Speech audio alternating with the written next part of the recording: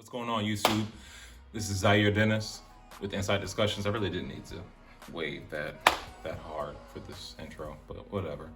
I wanted to come in to give you 3 money management tips that I personally use. Not to say that I'm anyone's fiduciary, I'm no one's financial advisor. I have not gone to school for anything other than simple geometry, algebra, and calculus, none of which that I use to this day. But just from my experience, which is not that much, I'm only 25 currently, moving out when I was very young, having to manage money on my own without any kind of oversight other than the fact that I have to pay bills. Otherwise, I'll be homeless. So I always feel as though it's important to share these things with other people so that they don't have to suffer the same situations and the same pitfalls that I did.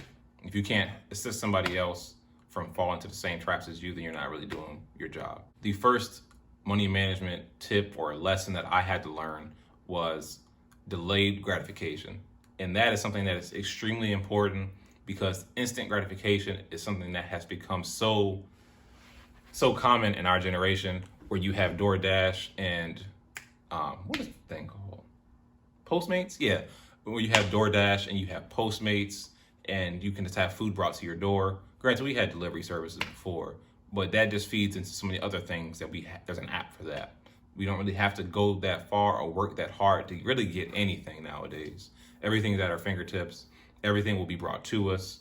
And it's difficult when you see something online, you say, hey, I want that. It's shiny, and you just snatch it. And I've noticed that the easiest way to lose a lot of money is just not to spend a large purchase, but to slowly nip away at it and over time.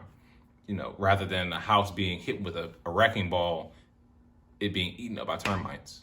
And that's the easiest way for it to be done away with, because you never notice it. You don't notice the $5 purchases, the $20 purchases here and there until it's too late. And that's the biggest thing really that I've noticed with my spending just since I've been a teenager at 16, 17 and up until now. And just because you want something doesn't mean that you need it. And just because you need it doesn't mean that you need it right now. So the main tip that I can say from this was when I learned from online shopping.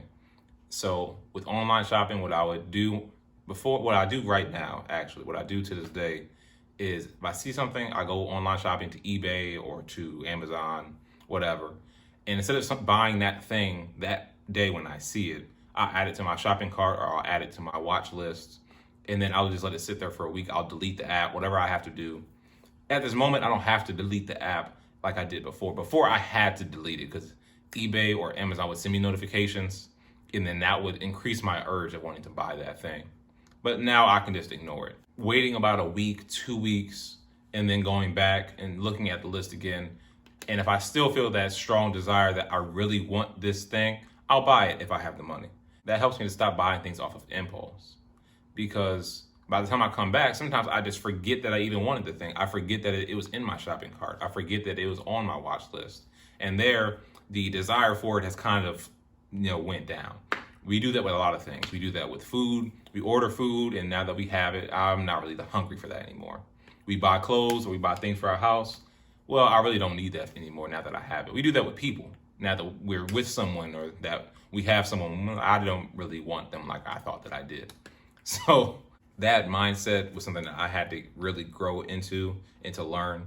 And that's something that has helped me a lot.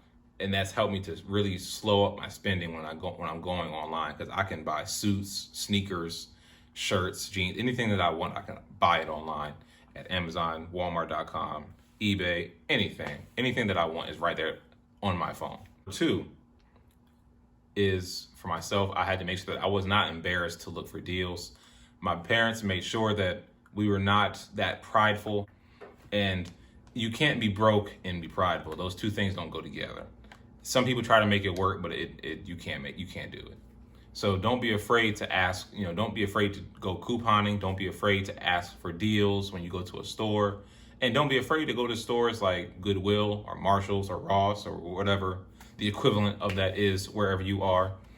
Because no one has to know what's in your closet, and no one has to know where you got it from. Going to places like Goodwill, I found exactly what I wanted, whether or not it's a Ralph Lauren suit, a Stafford, a Brooks Brothers suit, Joseph A. Bank. I've been able to find sneakers that I wanted. I've gone on eBay and bought almost all of my Jordans, almost all of my ties, all of my hats, all for low prices. And when we're doing online shopping, if it has the best offer tab, hit that best offer. If they deny it, try it again. Try it 2-3 times to see if you can get a lower offer. If it has a bid, watch the bid as long as you can to see if you can get a good deal on something.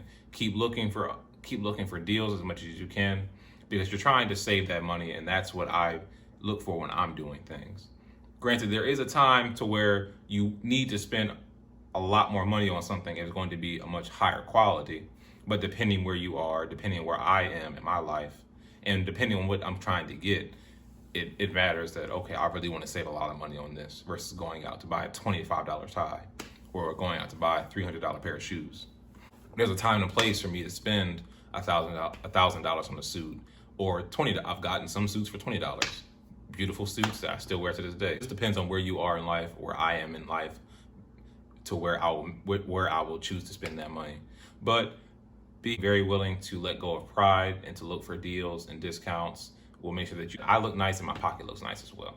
Third and final lesson that I've personally learned is to make sure that I always ask a friend, ask someone in my circle for advice and for tips on where to go to buy things, and to let people know if I need something. And that is not you being a beggar. That's not me going out and trying to look for a handout. But you never know what situations people may be going in around you. There's been plenty of situations to where I've needed a washer and dryer set. Someone said, oh, if you'd have told me, you could have bought mine. I just gave it away to somebody because I didn't need it. Been plenty of situations to where I'm looking to buy some clothes and some friends will let me know, hey, don't go shop there. They have bad stuff. Or they charge too much for their clothes. You can get the same thing over here. Now, I've been in places where I'm brand new, don't know anybody, don't know any of the stores. And it took me asking the people that I did know, or just asking maybe just a stranger in the Walmart, a stranger in Target, hey, where's a good place to get this, that, and the third? Being willing to ask people for their 2 cents and to put yourself out there is something that's going to assist you so that you don't look stupid and that you don't spend a fortune when you don't need to. And that goes for if your car is messing up, that goes for if you need to go find a good doctor. Being willing to ask other people, not feeling as though, well, I don't want my business out there. I don't want everybody to know everything that's going on in my life.